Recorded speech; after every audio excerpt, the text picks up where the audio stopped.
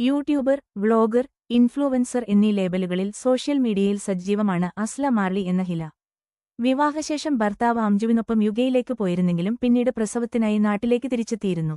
അടുത്തിടെയാണ് അംജു മകളെ ആദ്യമായി കാണാൻ നാട്ടിലെത്തിയത്. ലീവിന് ശേഷം അംജു തിരികെ പോകുകയും ചെയ്തിരുന്നു.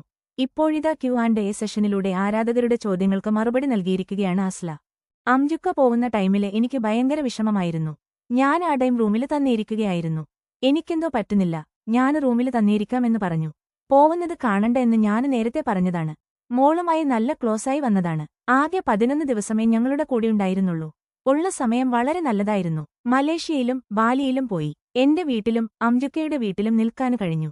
ഭർത്താവിനെ യാത്ര അയക്കാന് പുറത്തിറങ്ങാത്ത നീയൊരു ഭാര്യയാണോ എന്നൊക്കെ നിങ്ങൾക്ക് തോന്നും.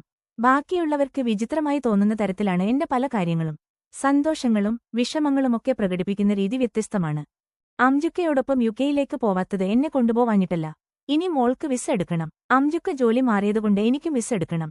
ഇനി പോവുകയാണെങ്കിലും മോളെയും കൊണ്ടേ പോവുള്ളൂ.